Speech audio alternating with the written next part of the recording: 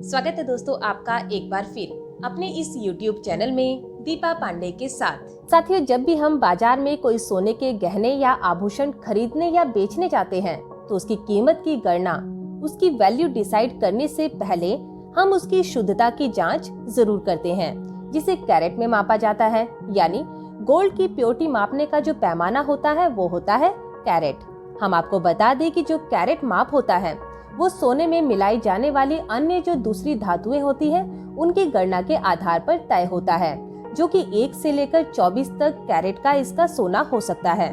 और जैसा कि हम जानते हैं कि भारत में ज्वेलरी के लिए ज्यादातर 18 से 22 कैरेट के सोने का उपयोग किया जाता है। और हम आपको बता दें कि सोने का जो सबसे शुद्ध रूप होता है वो होता है 24 कैरेट, यानी इसमें प्योर गोल्ड होता है, अन्य कोई धातु इसमें नहीं होती। इसमें 99.99% सोना होता है, जिस वजह से ये काफी मुलायम, काफी नरम होता है और इस कारण इसका उपयोग आभूषण बनाने में नहीं हो पाता, क्योंकि अगर इससे कोई आभूषण तैयार किया जाएगा तो उसका आकार या डिजाइन बिगड़ सकता है। तो इस प्रॉब्लम से बचने के लिए और उस आभूषण को मजबूत और डिजाइनदार बनाने के लिए शुद्ध सोने में अन्य धातुएं जैसे प्लैटिनम, तांबा, जस्ता आदि जैसे धातुएं मिलाई जाती है, ताकि सोने की नरमशीलता को कम करके उसे कठोर बनाया जा सके और उसमें सुंदर से सुंदर डिजाइन गढ़े जा सके और मजबूत बनाया जा सके। इसलिए जितनी ज्यादा मात्रा में धातु सोने में मिलाई जाएगी, सोने की गुणवत्ता उतनी ही कम हो जाएगी और कैरेट भी कम होगा और उसका मूल्य भी। जैसे सबसे प्योर सोना, जैसा कि हम जानते हैं, 24 कैरेट का होता है, जिसमें 99.99% सोना ही होता है। और 22 कैरेट सोने की अगर बात करें तो इसमें 24 में से 22 भाग इसका सोना होता है और बाकी का जो बचा हुआ 2 भाग है उसमें अन्य धातुएं होती है, यानी इसमें 92.5% सोना होता है।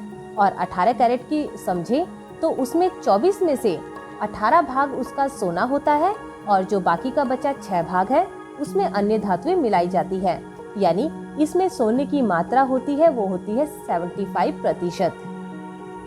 यानी जहां 24 कैरेट में 99.99% सोना होता है, वहां 22 कैरेट में 92.5% सोना होता है और 18 कैरेट में केवल 75% ही सोना पाया जाता है। तो अब हम समझ ही गए हैं कि कैरेट जितना कम होगा उसमें सोने की मात्रा उतनी ही कम होती है और उसका मूल्य भी उसी हिसाब से कम होता जाता है। और कैरेट जितना अधिक होगा उसमें सोने का आभूषण उतना ही महंगा होगा, उसमें सोने की मात्रा ज्यादा होगी, क्योंकि उच्च कैरेट का मतलब होता है आभूषण में प्योर सोने की मात्रा का ज्यादा होना। तो अब आप समझ ही गए होंगे कि सोने में 18, 22 या 24 कैरेट का मतलब होता क्या है। तो चलिए अब बात करते हैं सोने में हॉल मार्किंग की। साथियों, हम आपको बता दें कि भारत में यानी हमारे देश में bureau of Indian standard BIS ही एकमात्र ऐसी एजेंसी है जो सोने की शुद्धता की जांचने के लिए हॉल मार्किंग करती है।